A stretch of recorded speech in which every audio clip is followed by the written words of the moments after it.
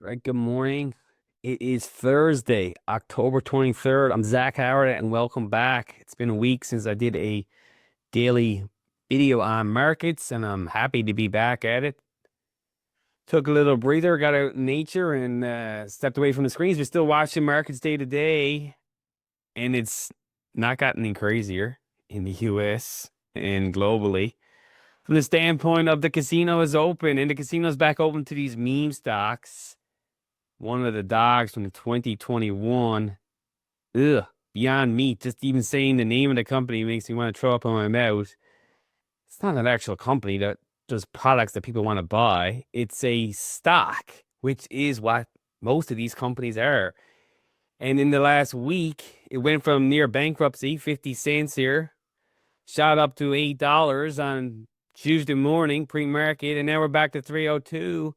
Look at the crazy volume in the last week in this trading, something like a billion shares traded. And I think there's over 17 million or something shares already traded here today. It's crazy. But it's not just Beyond Meat. Donut, another crappy company from back in the day, Krispy Kreme revised. The meme Reddit crowd are chasing that shit too. And it's casino mentality, like I keep speaking of, whether it's sports betting, shit coins. Everybody's looking for the lottery tickets. That's what's out there. That's what's 24/7 trading. Like it's just the Weimar vibes continue. But we are in the midst of earnings season in US corporate earnings reporting. And the biggest meme of them all, the biggest stock of them all, that is a product of all this, the car company, Tesla. Uh, People went on a pine on CNBC today about George Jensen type vibes that Elon is doing robotics this quarter, taking us to Mars next quarter, yada yada. It's always something new with this company. They actually don't make profitability in terms of cash flow to its shareholders for any reasonable measure over $1 trillion in fiat market cap. It's a product of volatility, a product of flows, which I keep talking about is all that really matters. And if anything, Tesla, after studying this company from a Keynesian standpoint of business school 101 and looking at, oh my God, the debt to equity and the price to earnings and all these metrics, it doesn't matter. Car company is one thing. It is a lens through volatility. If you look at it from that standpoint, you don't look at Elon, don't look at all these hype vibes about narratives.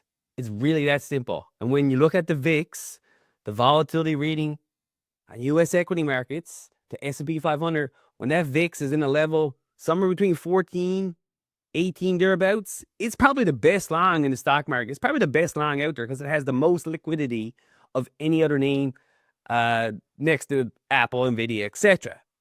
When you get the S&P VIX in like a 19 to 23 range, it's not really looking at from the short side or the long side. You get that VIX above 23, 27, 28, that thing starts trading it, day trading it short side. You get the VIX above 30, you take the leverage to shorting Elon with as much you can handle. You really go for those 2x, 3x inverse ETFs, put on some put options, because that's what it is. It's a volatility machine in the casino that is the S&P 500. It's no more than that. It's not about narratives or anything like that. And really, you watch volatility, you watch the flows, all the rest of it is just noise, if you ask me. We have a bunch of other tech companies reporting here in the next couple of days.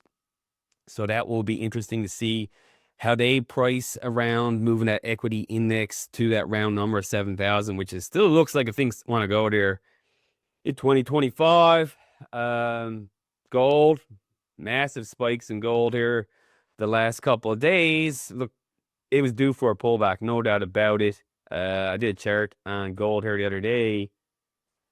The volatility gold, GVZ, when it got above 23, 24, and then up above 30, you get these extreme right tail events and left tail. Gold is the only real trade that has a positive correlation with volatility often. But it's pulled back to 4,000 round number and consolidating here in this 4,100 ounce price target. The gold miners also pulled back along with silver.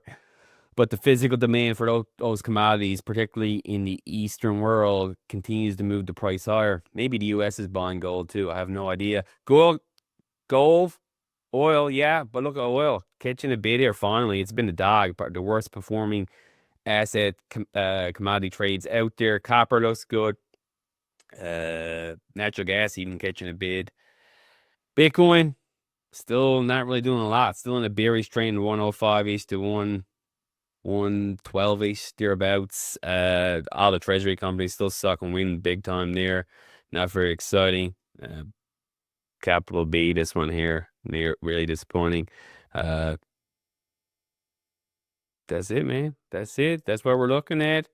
That's in on this chart. It really is all about the fiscal. U.S. stock market in 2011 represented about 30% of global fiat market cap of all stocks. Today, that number well past 50%, mainly due to the product of that U.S. liquidity of the U.S. dollar. It's still the world reserve currency, and they continue to spend.